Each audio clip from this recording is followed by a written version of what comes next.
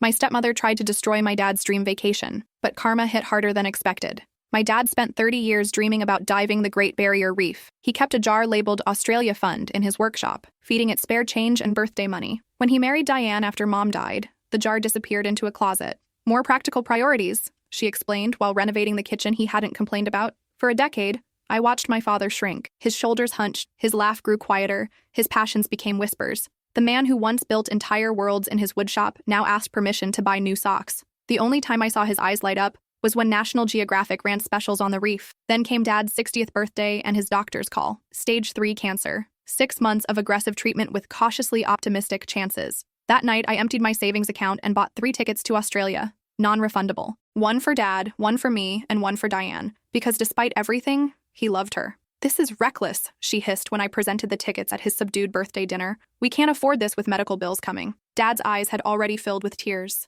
"The Great Barrier Reef," he whispered, touching the ticket like it might dissolve. "Insurance covers most treatment," I countered, "and we're going next month before it starts." "I've already researched accommodations that can work with his dietary needs," I added, sliding over a folder. "And there's a hospital nearby if needed." Diane's smile tightened. "How considerate. Let me look into this further." The sabotage began immediately. First, she accidentally scheduled Dad's first treatment during our travel dates. I had to call the oncologist myself to confirm it could wait 2 weeks without risk. Then our passports mysteriously disappeared. I found them in the garage, soaking in a bucket of rusty water that had leaked from a pipe. Dad wavered. "Maybe the timing isn't right. This might be your only chance," I reminded him gently. 2 days before departure, Diane developed sudden, severe back pain. She needed Dad's constant attention. The urgent care doctor found nothing wrong, but suggested stress from the upcoming trip might be the cause. "You two should still go," she said magnanimously from her bed, wincing dramatically when Dad suggested canceling. At the airport, she called. Her mother had fallen. She needed to fly to Ohio immediately. Dad would need to transfer money from their joint account to cover emergency expenses. He was reaching for his phone when I grabbed his wrist. "Dad," I said quietly, "there's something you need to know." I pulled out my tablet and opened the folder labeled Proof. Inside were screenshots of her text messages with a man named Carl. "Can't wait until hubby's insurance pays out," read one. "Australia trip, perfect timing. Accident on reef, easy to arrange." Dad's face went gray as he scrolled through dozens of messages detailing their affair, finances, and plans for his accident. I hadn't shown him when I first discovered the messages 2 weeks earlier. I needed more evidence, so I set a trap. "There's more," I whispered, as airport security approached our gate. The officer nodded at me. "Ms. Bennett, we're ready." Dad looked between us, confused. "What's happening?" "I contacted the FBI when I found these messages," I explained. "Insurance fraud across state lines is federal. They've been monitoring her communications." The security officer handed me a tablet. On the screen was a live feed from our house. 3 agents were at the door. Diane answered, already dressed for travel, not to Ohio, but to Aruba, according to the visible luggage tag. Her suitcase waited in the hall. Carl stood behind her, his hand on her lower back. Dad watched, stone-faced, as they were both handcuffed. "She emptied your accounts this morning," I told him,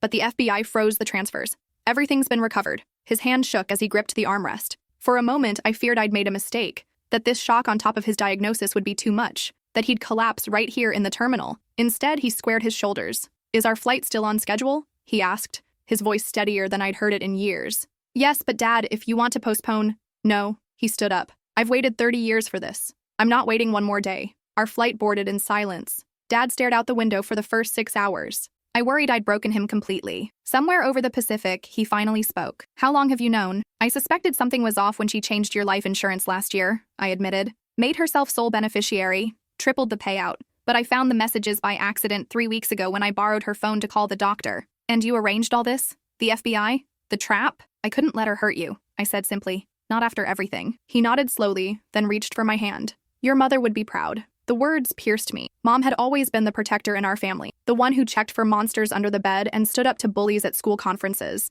the one who made me promise to look after Dad if anything happened to her. I'd been 17 when I made that promise, sitting beside her hospital bed. I'd failed her for 10 years, watching Diane slowly crush Dad's spirit. Not this time. "She loved you so much," I whispered. "She made me promise I'd take care of you." "You did," he said firmly. "You are." For the rest of the flight, we reminisced about Mom, about the wooden jewelry box he'd built her, about how she'd secretly fed his Australia fund whenever she had spare cash. "She believed in your dreams even more than you did," I told him. That first morning in Australia, I woke to find Dad's bed empty. Panicked, I rushed to the hotel balcony. He stood at the railing, watching the sunrise over the ocean. His shoulders were straight, his posture open. For the first time in years, he looked tall. "I was scared when she came into my life," he confessed without turning around. "Scared of being alone, of dying like your mother. Bitter that life had cheated her." He shook his head. "I gave away my power, my dreams.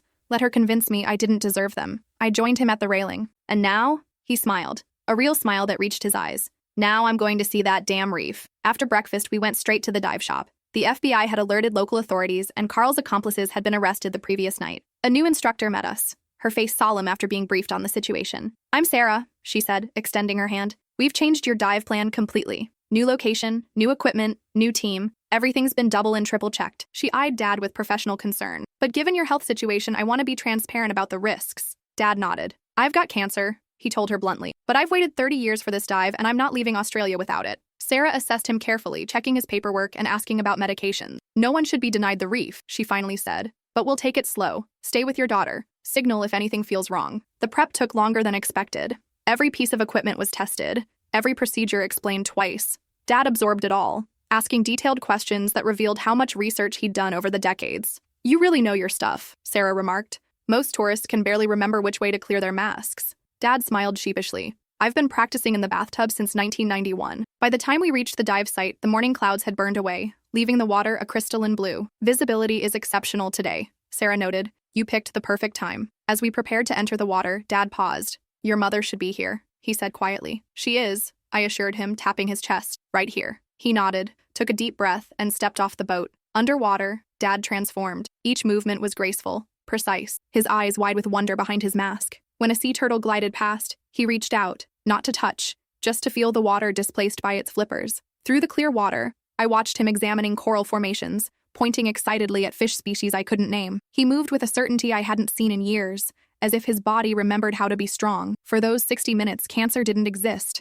Diane didn't exist. The betrayal didn't exist. There was only the reef, vibrant and alive, and my father, equally vibrant, equally alive. Back on the boat, he couldn't stop talking. Sarah laughed as he described each fish, each coral formation, with childlike excitement. "Most newcomers don't notice half those details," she said. "You've got a diver's eye." Dad beamed. "I've been studying this place since I was 20. Well, if you're up for it, there's a night dive tomorrow. Different creatures entirely. The bioluminescence this time of year is spectacular." Dad looked at me, a question in his eyes. I nodded. "If you feel up to it." "I've never felt better," he said, and I was surprised to realize it might be true. His cheeks were flushed with healthy color, his breathing steady. The man who'd shuffled through the airport yesterday now stood tall, gesturing animatedly as he described a clownfish he'd spotted. At dinner that night, Dad pulled out a small notebook and began sketching the fish he'd seen. His hand moved with certainty across the page. I realized I hadn't seen him draw anything in years. "Tomorrow we should visit that marine biology center," he said between bites of grilled barramundi. "And I want to try that advanced dive site Sarah mentioned." He paused, his fork halfway to his mouth. "What? Why are you looking at me like that?" "It's just good to have you back," I said, blinking back tears. My phone buzzed with a text from Jessica, my FBI agent friend, both in custody. Diane talking. "Carl had history of insurance scams with previous girlfriends. Your father's life insurance has been reinstated with you as beneficiary per his original instructions. Also, swept the house and found hidden cameras in your bedroom and bathroom from your last visit. This lady is a piece of work." I showed Dad the message. He nodded grimly. "I trusted her with everything," he said quietly. "My home, my finances, my heart." "I know," I whispered. "But I won't let her take this too," he continued, gesturing around us. "This moment, this place." He insisted on paying for dinner, something Diane had never allowed. "She's controlled the money for 10 years, he explained, handling over his credit card with a flourish. It's time I remembered how to sign my own name. Back at the hotel, Dad received an email from his oncologist who had been briefed on the situation. She had reviewed his latest scans in more detail, and the news was cautiously better. The cancer was still at stage 3, but a new immunotherapy treatment had shown promising results for his specific mutation. He was a perfect candidate for the clinical trial starting next month. "It's not a cure," he explained, reading the details aloud. "But it could mean years instead of months." "That's amazing," I said, relief washing through me. "You could have time to really explore Australia." His eyes lit up. "I could, couldn't I?" The next morning, Dad seemed lighter. We spent the day exploring tide pools, talking to marine biologists, and planning the next day's dive. Not once did he mention Diane or the cancer. Just before sunset, we sat on the beach. Dad carefully removed his wedding ring and held it up to the fading light. "I've been holding on to things too tightly," he mused. "Fear does that. Makes you grip what you have instead of reaching for what you want." With a sudden flick of his wrist, he sent the ring sailing into the ocean. "What are you doing?" I gasped. "That was platinum," Dad laughed. "Consider it my contribution to the reef ecosystem. Some lucky crab is about to have a very fancy home." As darkness fell, we met Sarah for the night dive. Dad was practically bouncing with excitement as they ran through the safety briefing. Special lights were distributed, designed to reveal the fluorescence of certain coral species. It's like entering another world, Sarah explained.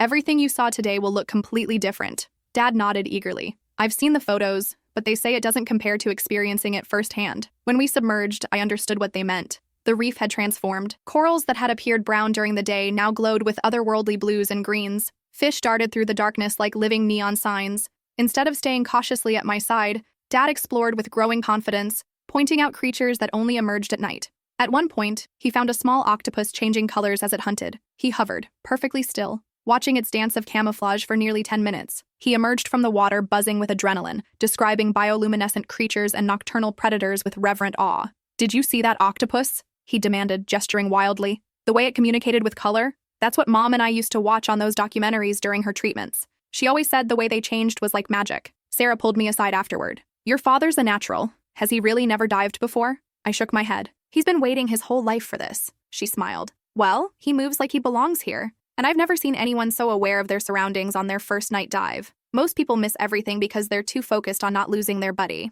Over dinner, Dad couldn't stop talking about the octopus. It's incredible how something can completely transform itself, he mused. One moment it's visible, the next it's perfectly camouflaged, but it's still itself underneath. I realized he was talking about more than just the octopus. You've been changing colors too, I observed, going back to who you were before. He considered this. Not exactly. I'm not the same person I was 30 years ago. He paused.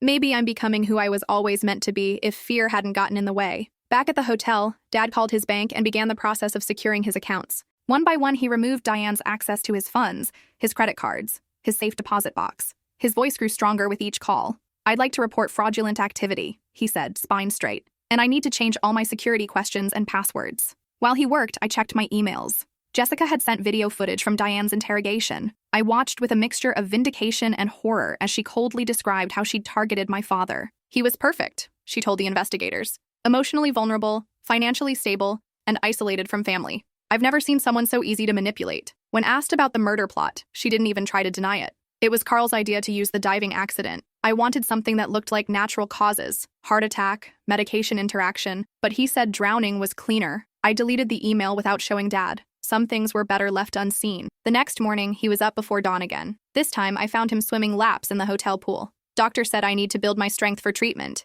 he explained between strokes, and I want to be stronger for tomorrow's dive. Each day that week followed a similar pattern. Dad would wake early, exercise, then insist on trying a new dive site. By the fourth day, Sarah pronounced him ready for a slightly more challenging location. There's a drift dive I think you'll love, she told him. Stronger currents but much more diverse marine life, the kind of place most tourists never see. Dad didn't hesitate. Let's do it. The drift dive was magical. The current carried us effortlessly along a wall of coral that seemed to stretch infinitely into the blue depths. Schools of fish moved around us like living silver curtains. Dad spotted a reef shark gliding gracefully below us and gave me an enthusiastic thumbs up. Back on the boat, Sarah introduced us to a marine biologist who happened to be on board. Dr. Lung, these are the Bennetts. Robert here has an incredible eye for marine species identification. The biologist's eyebrows rose. Oh, are you in the field? Dad laughed. Just a hobbyist. 30 years of reading National Geographic. Dr. Lung smiled. Sometimes the amateurs notice what the professionals miss. We get too focused on our specific research. She explained that she was documenting the effects of climate change on the reef ecosystem. We're losing coral at an alarming rate,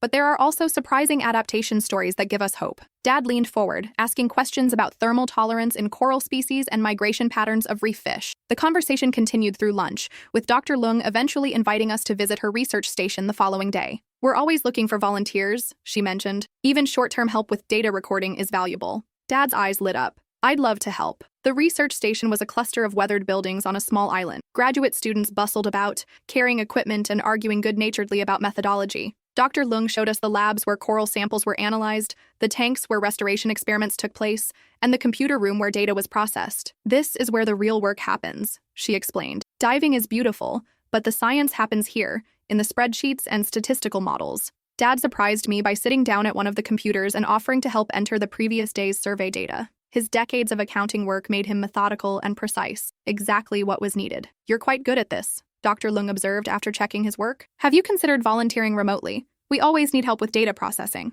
Dad looked up, intrigued. That's possible. Absolutely. Much of our work can be done anywhere with an internet connection. Our oldest remote volunteer is 82, working from her nursing home in Scotland. On the boat ride back, Dad was quiet, thoughtful. What's on your mind? I asked. Just thinking about possibilities, he replied. Over the next few days, Dad completed 6 more dives. He filled his notebook with sketches and observations. He spoke to every marine biologist who would give him time. He even befriended a documentary crew filming coral restoration and convinced them to let him volunteer as an extra set of hands. "They say I'm good at spotting juvenile crown of thorns starfish," he told me proudly one evening. Crown of thorns were invasive predators destroying parts of the reef. Apparently, most volunteers missed the tiny ones. On our last day, I found him speaking intently with Sarah and the dive shop owner. They shook hands, and Dad walked back to me looking slightly dazed. "What was that about?" I asked. "I just got a job," he said, sounding surprised himself. "Starting in 3 months after my first round of treatment, part-time dive guide for beginners and older tourists. They need someone patient who understands physical limitations." "You're moving to Australia?"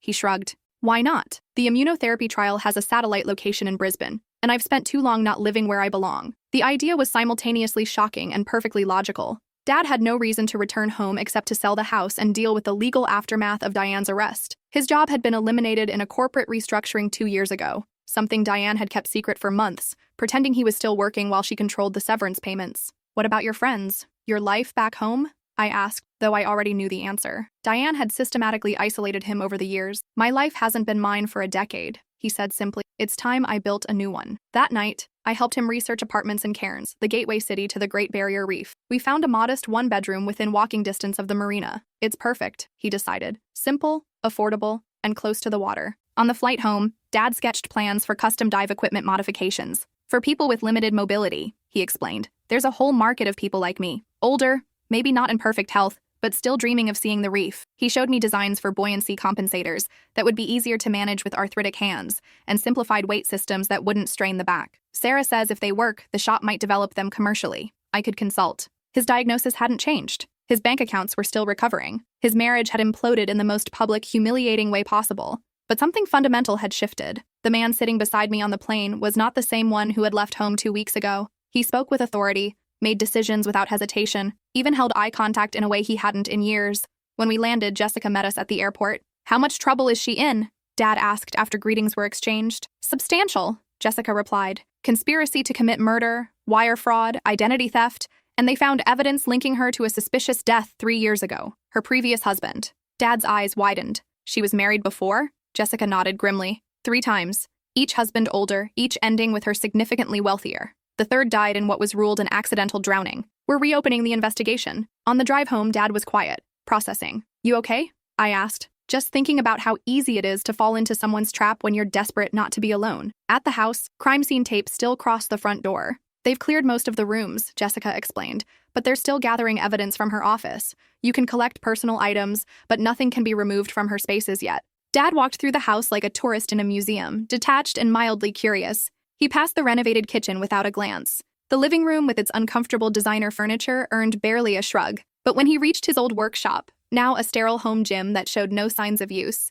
he paused. "I want to turn it back," he said. "Before I sell, I want to build something here one more time." That night, he slept in the guest room, refusing to enter the master bedroom he'd shared with Diane. In the morning, he called a realtor. "I need to sell quickly," he explained. "I'm moving abroad for medical treatments." Over the next 2 weeks, Dad transformed. He worked with methodical focus, dismantling the gym equipment and reinstalling his old workbenches. The house filled with the scent of sawdust for the first time in a decade. He built 3 pieces: a jewelry box similar to the one he'd made for my mother, a small writing desk, and an intricate model of a coral reef. Each morning he worked, pausing only for the appointments with his oncologist, who confirmed he was an excellent candidate for the immunotherapy trial. "The Australian trial site has already been contacted," the doctor assured him. "They're prepared to continue your treatment protocol exactly as we'll be starting it." 2 months after our return, I helped Dad pack his modest apartment. He'd sold the house, dividing the proceeds with Diane's legal fees taken out. He didn't care. "Just things," he said, discarding furniture and mementos without sentimentality. He kept his tools, his books, and a single photo of Mom. Everything else he either sold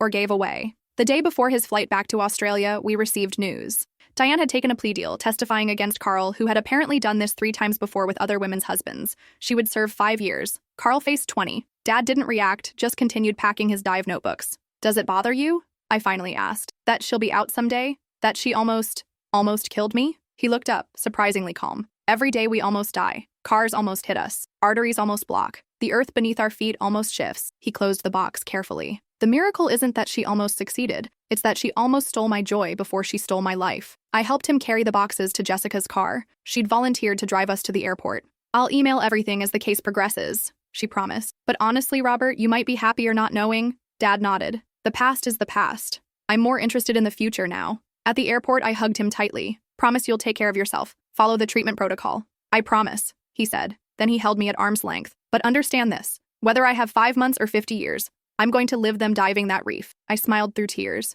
Deal. He handed me a small package. Open this after my plane takes off. I waited until his flight was announced, hugged him one more time, then watched as he walked confidently through security. No hesitation, no looking back. When his plane was safely in the air, I unwrapped the package. Inside was the jewelry box he'd built. It contained a set of keys and a deed to a small piece of land near my apartment. A note explained, "This was going to be a workshop for me, near you. Now it should be whatever you dream of. Don't wait 30 years like I did." 6 months later, I flew to Australia. The small land parcel had become a modest pottery studio, something I'd always wanted to explore but never had. Throwing clay centered me in a way nothing else had since losing Mom. Dad met me at the airport, and I barely recognized him. His hair had grown out from the thinning corporate cut Diane had insisted upon, now thick and silver. His skin was tanned, his frame stronger than it had been in years. He moved with the easy confidence of someone comfortable in their own body. "The treatments are working," he explained as we drove to his apartment. "Not a cure, but the tumors have shrunk significantly. Doctor says we've bought years, maybe a decade." His apartment was simple but personal in a way the old house never had been.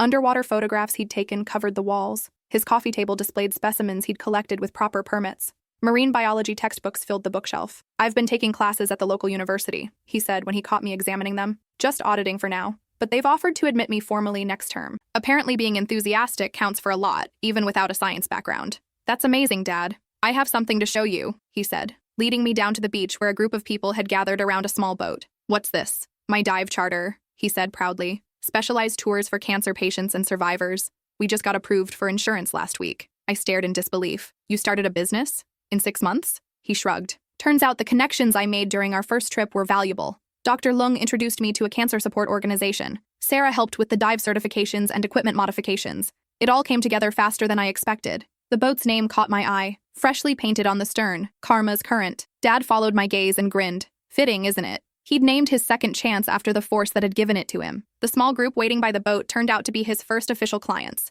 3 women and 2 men, all cancer patients or survivors. Dad introduced me proudly. "This is my daughter, the one who saved my life by bringing me here." A woman with a colorful headscarf covering her chemo-bare scalp hugged me impulsively. "Your father has been our inspiration. If he can do this at his age, with his diagnosis," she gestured to the others. "It gives us all hope." I watched as Dad helped them aboard, explaining equipment with patient expertise. Each person received individualized attention, a buoyancy compensator adjusted for a woman with limited arm mobility from surgery, a mask specially treated to prevent fogging for a man on oxygen. "We'll go nice and slow," he assured them. "The reef isn't going anywhere. We have all the time we need." The confidence in his voice made it sound true, even though some of them clearly had advanced disease. He was giving them something precious, a day where cancer wasn't the main character in their story. That evening, as we sat watching the sunset from his balcony, Dad handed me an envelope. Inside was a check for the exact amount I'd spent on those original plane tickets. "I can't take this," I protested. "I didn't do it for repayment." "It's not repayment," he said firmly. "It's an investment. In your dreams, whatever they are."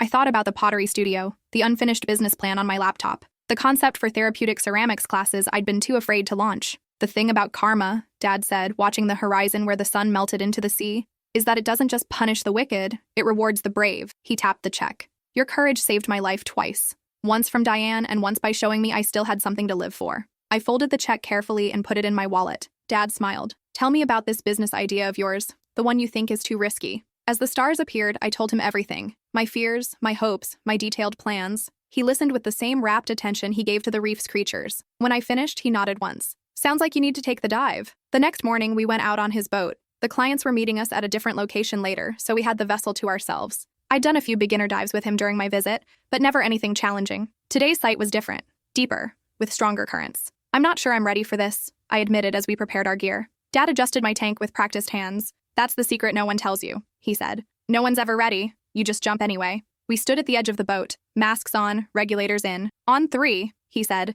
his voice muffled but clear. 1, 2. He grabbed my hand and pulled me in on 2. The shock of the plunge, the disorientation, the moment of panic, and then clarity. The underwater world opened up beneath us, vast and beautiful and terrifying. Dad gave me the okay signal, his eyes crinkling behind his mask. I signaled back, and together, we descended into the blue. The current was stronger than any I'd experienced, pulling us along the reef wall. At first I fought it, trying to maintain perfect position. Dad tapped my arm and shook his head. He demonstrated a more relaxed posture, letting the water move him while maintaining just enough control to steer. I copied him, and suddenly everything was easier. We drifted past coral formations more intricate than any I'd seen. Fish darted around us, unbothered by our presence. A moray eel watched suspiciously from its crevice. A sea turtle cruised above, perfectly adapted to the current. Dad pointed to our right.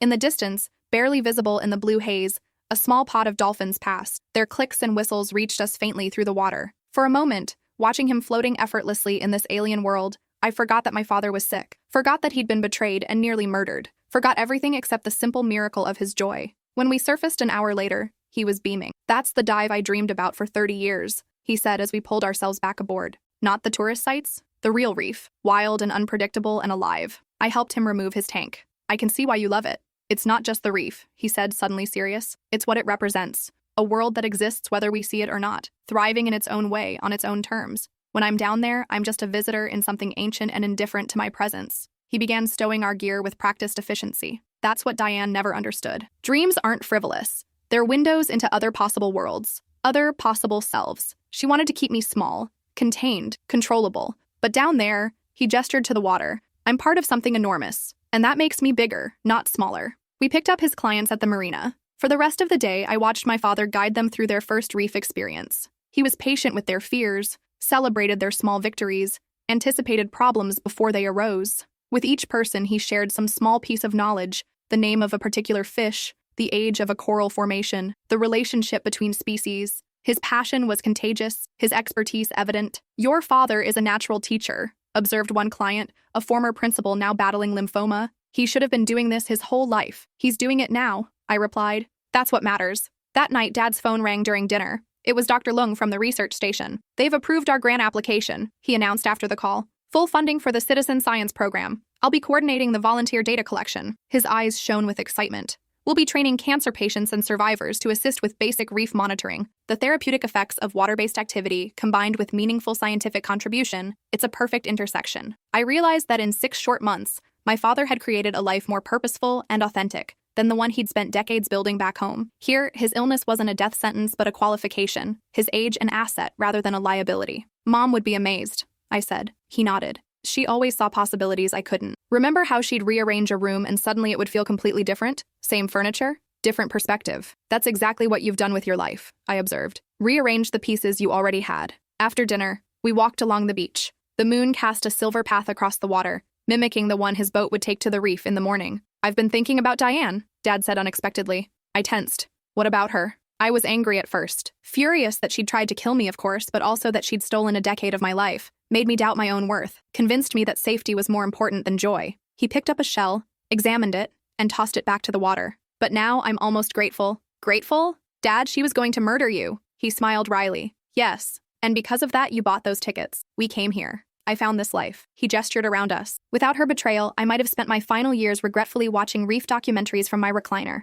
still talking about someday." I considered this. "So what you're saying is, even the worst actions can lead to unexpected gifts." Her cruelty broke me out of a prison I'd helped build. Without meaning to, she set me free. As we turned back toward his apartment, something caught my eye further down the beach. A young family was releasing paper lanterns, the glowing orbs rising slowly into the night sky. "Dad, look," I whispered. He watched the lanterns ascend, their light reflecting in his eyes. "Your mother and I did that once in Japan. We wrote our biggest dreams on the lanterns before releasing them." "What did yours say?" I asked. "To dive the Great Barrier Reef," he replied without hesitation, "and to grow old with her." "At least you got one of those." He put his arm around my shoulders and discovered how many more dreams were waiting to be dreamed. The lanterns drifted higher until they were indistinguishable from the stars. The day I left to return home, Dad drove me to the airport. His boat was booked for the afternoon. Another group of cancer patients eager to experience the reef. "What will you do with the money?" he asked, nodding toward my purse where the check resided. "Expand the studio," I decided. "Hire an assistant. Start the therapeutic classes for trauma survivors we talked about."